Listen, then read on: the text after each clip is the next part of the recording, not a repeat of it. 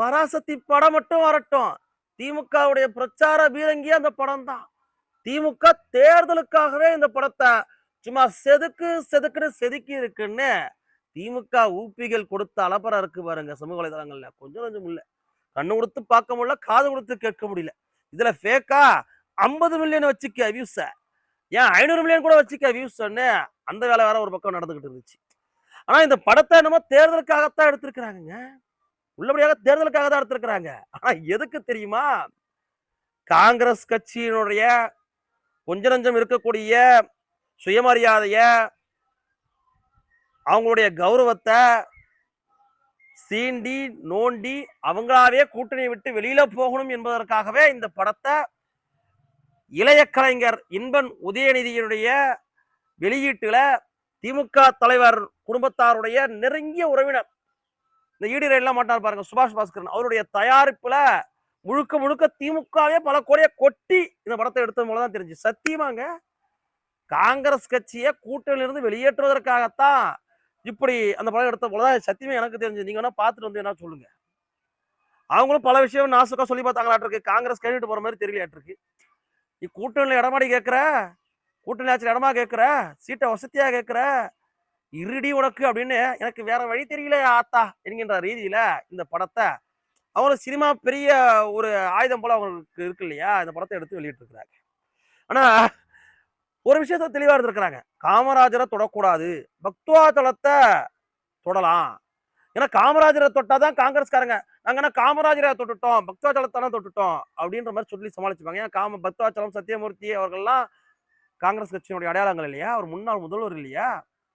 பாவங்க பக்துவாச்சலம், பாவம். என்ன அந்த மனுஷனுடைய ஒரு எவ்வளவு பெரிய வரலாற்றுல அவருக்கு அவ பேரை கொண்டு வந்து சேர்க்கிறீங்க நீங்க.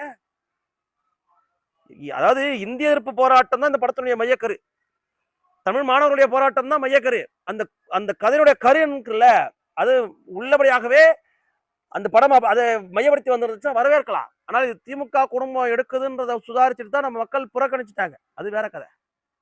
நானே ஏன் போய் பார்த்தேன், நம்ம அரசியல பயணிக்கிறோம், அரசியல் ரீதியாக ஒரு படம் வருகின்ற போது அந்த படத்தோட முதல்ல பார்த்து தெரிஞ்சுக்கணும்.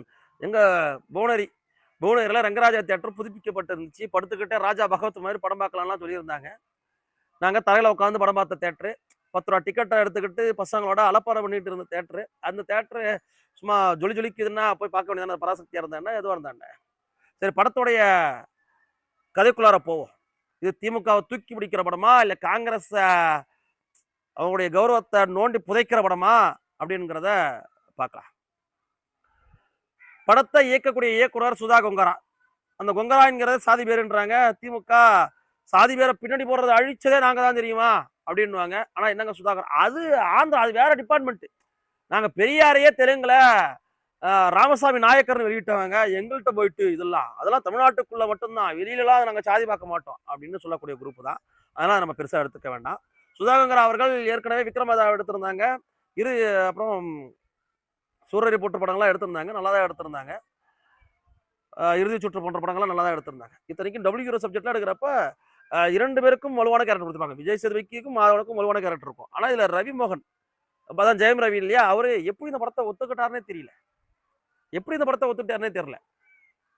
இந்த சிம்புவும் பரத்தும் நடிச்ச ஒரு படம் வரும் வானம். அந்த வானம் படத்துக்கு அப்புறம் தான் பரத்தோடைய கேரியரை உட்காந்துச்சு. அதே மாதிரி ரவி மோகன் தானாவது தலையை கொடுத்துட்டாரோன்ற மாதிரி தோணுது. அவருடைய கேரக்டருக்கும் ஒரு பெரிய வெயிட்டேஜ் இல்லை. இன்னொன்னு, இந்த படம் ஏற்கனவே சொன்னது மாதிரி இந்திய எதிர்ப்பு போராட்டத்தை மையக்குருவா வச்சு எடுத்த படம். சுதாகங்கராவுக்கு ஒரு ஏகப்பட்ட குழப்பம் வந்துருச்சாட்டுக்கு இந்த படத்துல. இதை தமிழர்களை தூக்கி பிடிக்கிற படமா முழுமையா எடுத்துடக்கூடாது, இது தெலுங்க தூக்கி பிடிக்கிற படமா இருக்கணும், இது இந்திய எதிர்ப்பு போராட்டமா இருக்கணும். ஆனால் தமிழர்கள் செஞ்சதா இருக்கக்கூடாது, அது வரலாற்றை மாத்தணும். இது தெலுங்கர்கள், மலையாளிகள், கன்னடர்கள் எல்லாம் இந்த திராவிடமா சேர்ந்து செய்த போராட்டமா இருக்கணும்ன்றதுதான் சுதாகரா குழம்பி போய் இந்த படத்தை எடுத்துருக்காங்க. ஏன்னா அவங்க உள்மனதில் இருக்கிறது. திமுகவே மாணவர்களுடைய போராட்டத்தை திருடிக்க பார்த்துச்சு. அந்த காட்சிகள்லாம் அதே மாதிரி காட்சிப்படுத்திருப்பாங்க. நானே பயந்துட்டேன். இல்ல, காட்டல. ஏன்னா அப்படி காட்டியிருந்தா தான் தமிழக மக்கள் கொடுக்க தயாரா இருக்கிறாங்களே.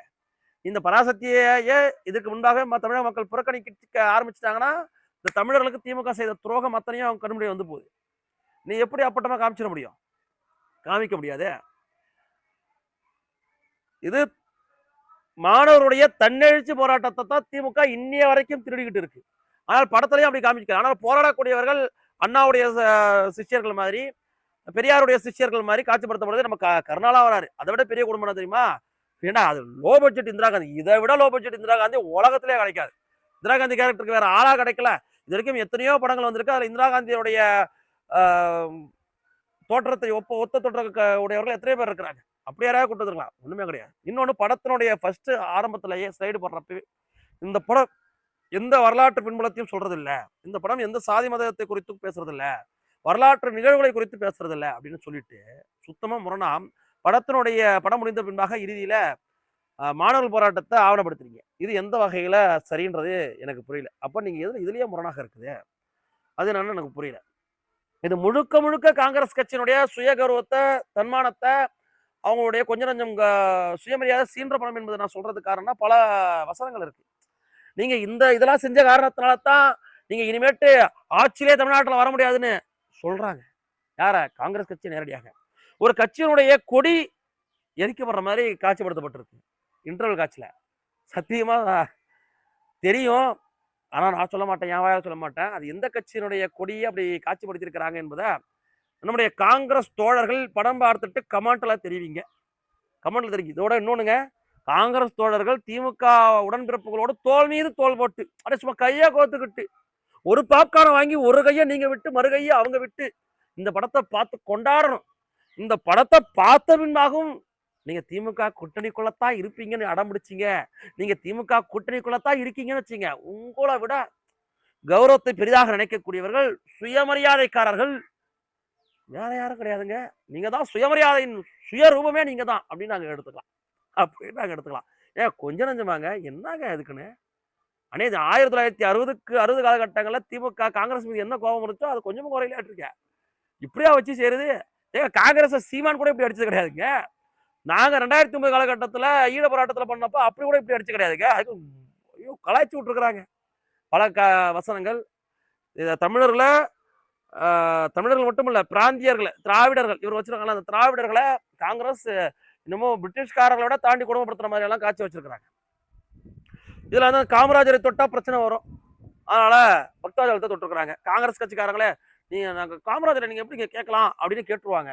பக்தவஜலத்தினா அவர் பாவப்பட்டவர் தானே, அவர் கேட்கக்கூடாது. எனக்கே ஒரு மாதிரியா இருக்குங்க. அது தமிழ்நாட்டுடைய முன்னாள் முதல்வர், அவரை எப்படி நீங்க இப்படி எல்லாம் சித்தரிக்கிறீங்க எனக்கு புரியல. நாங்க 1960 காலகட்டங்களில் நடந்த மாணவர் போராட்டத்தை பத்தி செய்வழி செய்தி தான், இல்லைன்னா நீங்க ஒரு வரலாற்றை புனைச்சி வச்சிருக்கீங்களா அந்த செய்தியை தான் படிக்கிறோம். நீங்க தகப்பனார்கள் கூட அந்த காலத்துல பிறந்தது கிடையாது. அந்த செய்தியினுடைய உண்மைத்தன்மை எங்களுக்கு தெரியல, உண்மைத்தன்மை தெரியல. அப்ப திமுக நீங்க துணையா இருந்தீங்களா எதிராக இருந்தீங்களான்னு கூட தெரியல. ஏன்னா திமுகவுடைய சித்தாந்தத்தை பேசக்கூடியவர்களே மாணவர் போராட்டத்துக்கு எதிராக இருந்தார்கள்னு சொல்லப்படுது, அப்படியாக தான் சொல்லப்படுது. ஆனா நீங்க ஒரு பக்தவச்சலம், ஒரு தமிழர் முதல்வரை நீங்க எப்படி அப்படி கொச்சைப்படுத்துறீங்க? ரொம்ப அநியாயம் இதெல்லாம். 2009 ஈழப்போர் உச்சத்துல இருந்த போது தமிழ்நாட்டில் ஒரு மாணவர் போராட்டம் வெடிச்சது. அது முளையிலே கிள்ளி எறிவதற்காக திமுக எடுக்காத ஒரு நடவடிக்கை அந்த காலத்துல அவங்க எடுத்துட்டாங்களான்றது எனக்கு சத்தியமா தெரியல. இன்னொன்னு, ரயில் எரிப்பு போன்ற மாதிரிலாம் எனக்கு தெரிஞ்சு நான் தெரிஞ்சு இருக்கலாம். நான் ஒண்ணு சும்மா சொல்லக்கூடாது இல்லையா, அதெல்லாம் சொல்றேன். எனக்கு தெரிஞ்சு அப்படி ஒரு ஆவணப்படுத்தப்பட்டதை நாங்க படிக்கல. அதாவது இந்திய எதிர்ப்பு போராட்டத்துல மாணவர்கள் ரயிலை எரிச்சாங்க, இப்படியான ஒரு கலவர செயல்கள்லாம் ஈடுபட்டாங்க என்பது போலாம். அது திரைப்படத்துக்காக காட்சிப்படுத்தப்பட்டுச்சான் என்பது புரியல. இறுதி காட்சியில அண்ணாதுரை அவர்கள் சொல்ற மாதிரி ஒரு காட்சி வருது. மாணவர்கள் தன்னெழுச்சியா ஒரு போராட்டம் பண்ணாங்க, அது தமிழுக்காக தானே பண்ணாங்க, அது மொழிக்காக தானே பண்ணாங்க, அது திராவிடத்துக்காக தானே பண்ணாங்க, அவர்கள் மீது வழக்கெல்லாம் போட வேணாம், அது அவர்களுடைய எதிர்காலத்தை பாதிக்கும்னு அண்ணாதுரை அவர்கள் சொன்னதா ஒரு காட்சி இருக்கு. அவர் கலவர வழக்கா இருக்கலாம், எதா இருக்கலாம், எல்லாத்தையும் தள்ளுபடி பண்ணுங்க. தமிழரசன் அவர்களும் புலவர் கலைபெருமாள் அவர்களும் தமிழுக்காக தானே போராடினாங்க, இல்லைன்னா சீனாவுக்காக போராடினாங்களா, ஆங்கிலேயர்களுக்காக போராடினாங்களா? அவர்களை ஏன் நீங்கள் புரட்சியாளர்களாக அடையாளப்படுத்தாமல் தீவிரவாதிகளாக அடையாளப்படுத்தினீங்க? அதற்கான காரணம் என்னவாக இருக்கும் அப்படிங்கிற கேள்வி இருக்கு. இன்னொரு பக்கம், இந்த படத்தை முன்னாடி சொன்ன மாதிரி தான் சுதா கங்கரா அவர்கள், இது தமிழ் படம் கிடையாது. இந்திய எதிர்ப்பு போராட்டத்தில் தமிழர்களை தாண்டி அக்காலகட்டத்தில் தெலுங்கர்களோ கன்னடர்களோ மலையாளிகளோ ஈடுபட்டதா நமக்கு தெரியல. ஆனால் இது தெலுங்கர்களை முன்னிறுத்தி எடுக்கப்பட்ட படமாகத்தான் இருக்கு. முழுக்க முழுக்க தெலுங்கர்களை முன்னிறுத்தி எடுக்கப்பட்ட படமா.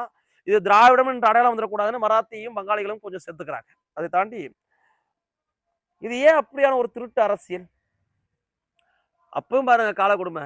மதுரையினுடைய நாடாளுமன்ற உறுப்பினராக காட்டக்கூடியவர் ராவ், மிஸ்டர் ராவ் தெலுங்கரை தான் காட்டுறாங்க.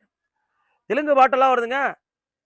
திமுக காரங்கள தமிழ் வாழ்க, தமிழ் வரட்டும்னு புரட்சி அடிக்கலாம்னு சொன்னீங்களே, ஏங்க இந்த படத்த பார்த்துட்டு வந்தாங்கன்னு வச்சுங்களா, அட பாவிங்களா தமிழ் துரோகிகளான்னு உங்கள தான் பார்த்து கேள்வி கேட்பாங்க. சுதாகங்கர் அவர்களுக்கு ஒண்ணுமே பல சொதப்பல். திரைக்கதை ஒட்டுமொத்தமாக சொதப்பல். எங்க ஆரம்பிச்சு எங்க முடியுதுன்னே தெரியல. அந்த கிளைமாக்ஸ் காட்சிகள் எதுக்காக அப்படி நீட்டப்படுதுன்னு தெரியல. அந்த